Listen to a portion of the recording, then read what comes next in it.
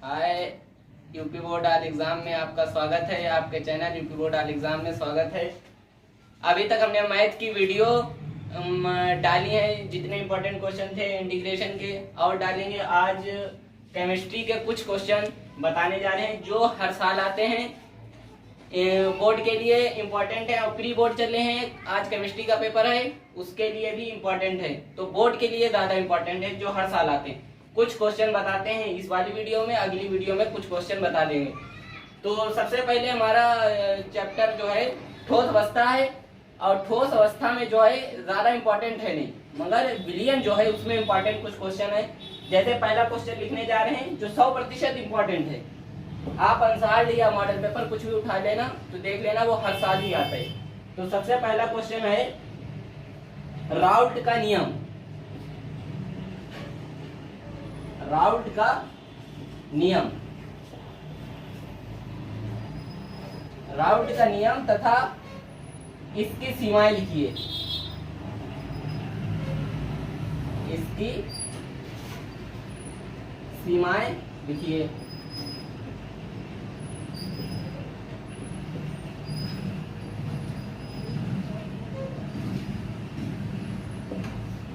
ये तो पहला क्वेश्चन हो गया, ये हर साल आता है। इसके आगे लिख लीजिए 100% इम्पोर्टेंट। क्वेश्चन नंबर 2 है, एनसीईआरटी का है, अर्ध पारगम्य झिल्ली। अर्ध पारगम्य झिल्ली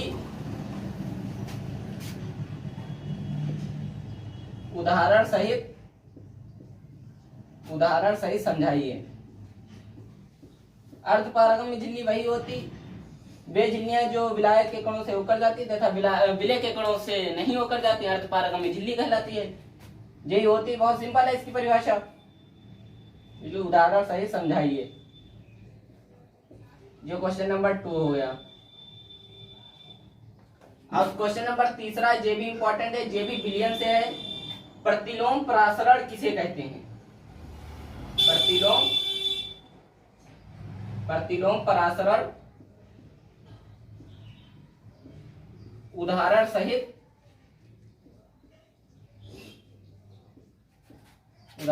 समझाइए।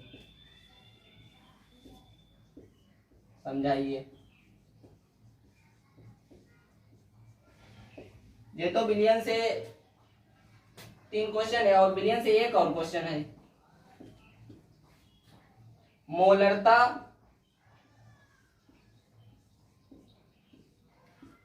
कामा मोललता, मोलरता की छोटी बहन मोललता, तथा मोल प्रभाज्य। देखिए, मोल प्रभाज्य का एक और नाम होता है मोल अंश। ध्यान रखना, इन 1 2 3 जो 3 है, इनको उदाहरण सहित जैसे पूछ लेते हैं, समझाइए उदाहरण सहित। तो ये तो विलियन से इतने इंपॉर्टेंट क्वेश्चन हो गए। अब विद्युत रसायन अगला चैप्टर है, उससे बताते कौन चीज इंपॉर्टेंट है।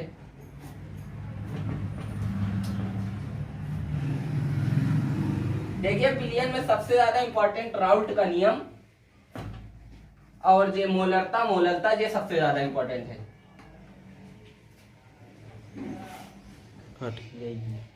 तो अगला चैप्टर हमारा विद्युत रसायन है, उससे कुछ क्वेश्चन इंपॉर्टेंट है 100% वाले।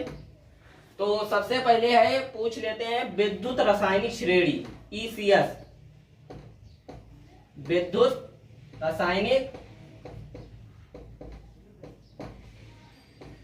रासायनिक श्रेणी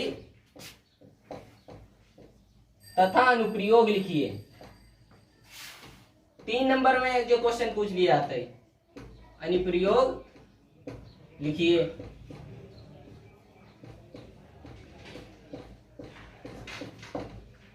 दूसरा क्वेश्चन है, ये तो सबसे ज्यादा इंपॉर्टेंट, 1000% इंपॉर्टेंट।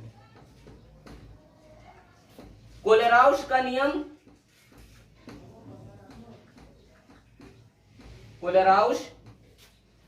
नियम,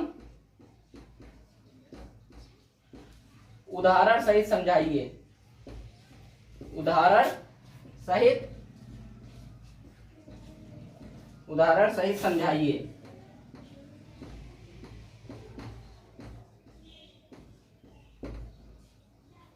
या इसमें अनुप्रयोग भी पूछ लेते हैं, उदाहरण की जगह जैसे कह दिया अनुप्रयोग लिखिए तो अनुप्रयोग लिख देना। जे 3 नंबर में आ जाता है, जे भी 3 नंबर में आ जाता है। जे बहुत इंपॉर्टेंट है, इनके आगे 1000% इंपॉर्टेंट लिख लीजिए, हर साल आते हैं ये। और इसके बाद है, अब पूछ लेते हैं द्रव स्नेही क्लोराइड तथा द्रव विरोधी क्लोराइड में अंतर लिखिए। ये भी बहुत इंपॉर्टेंट क्वेश्चन है।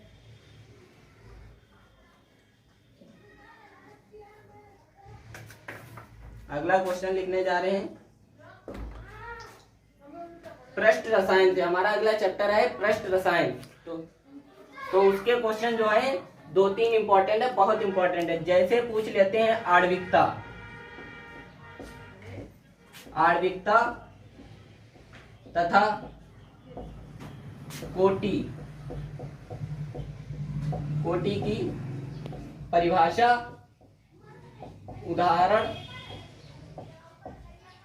उदाहरण सहित समझाइए। ये पिछली साल आया था 2020 में। आणविकता तथा कोटि की परिभाषा उदाहरण सहित समझाइए।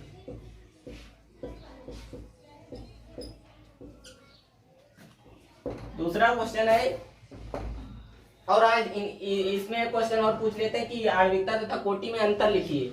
इसकी सिंपल कोई परिभाषा हो तो बता दीजिए बच्चों को।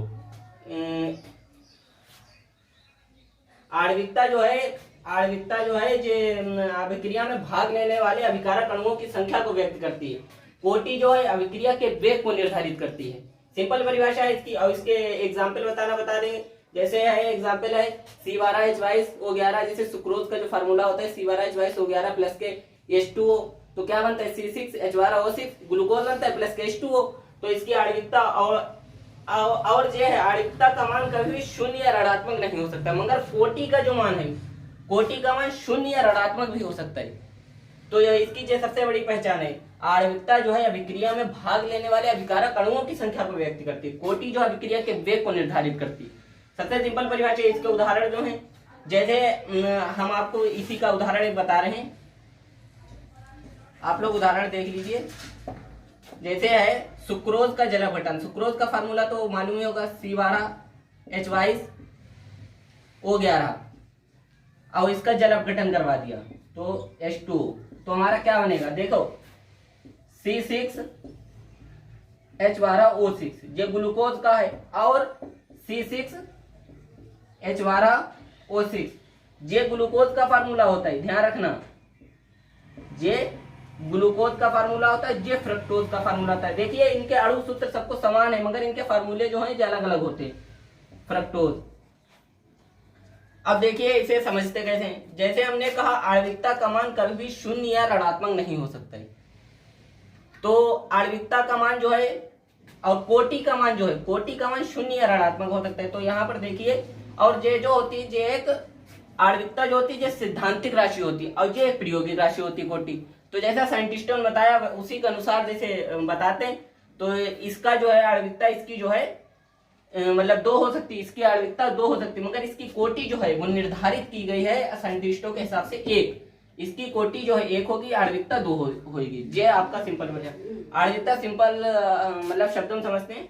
आणविकता जो है ये अभिक्रिया के अभिकारक अणुओं की संख्या को व्यक्त करती है। कोटि जो है अभिक्रिया के वेग को निर्धारित करती है। सिंपल वजह, इसका एग्जाम्पल यही है। तो अगला क्वेश्चन देखते हैं, ये तो समझा दिया।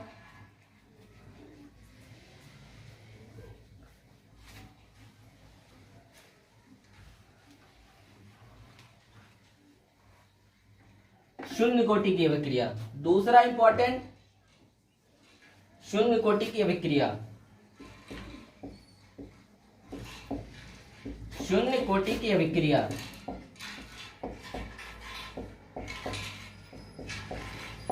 शून्य कोटि की अभिक्रिया लिखिए।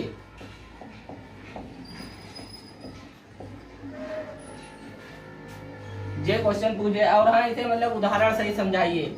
या जैसे इसके लिए पूछ लेते हैं, जैसे अनुप्रयोग लिखिए, जैसे शून्य कोटि क्या होती है? वे रासायनिक अभिक्रिया जिसमें अभिक्रिया का वे कोई भी अभिकारक अणु निर्धारित नहीं करता, शून्य कोटि की अभिक्रिया कहलाती।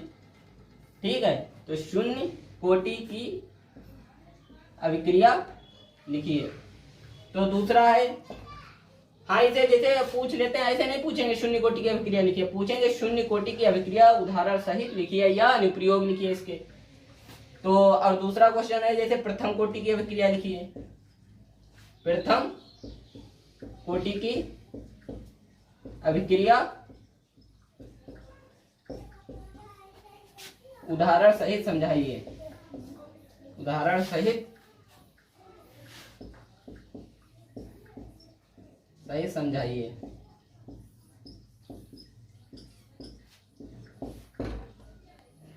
और आप लोगों का जो लास्ट क्वेश्चन है कि आभासी प्रथम कोटि की अभिक्रिया लिखिए, कोटि की अभिक्रिया लिखिए। आज का जो लास्ट क्वेश्चन है, और आप लोगों को जितने भी हमने क्वेश्चन बताए, अगर इनका कोई भी आंसर आप लोगों को नहीं मालूम है तो आप कमेंट करके हमसे पूछ सकते हैं, हम अगली वीडियो में आपको प्रोवाइड कर दिया जाएगा उस क्वेश्चन का आंसर। और प्लीज मेरा चैनल सब्सक्राइब और शेयर करें। अगर आपको वीडियो अच्छी लगी है तो लाइक करिए।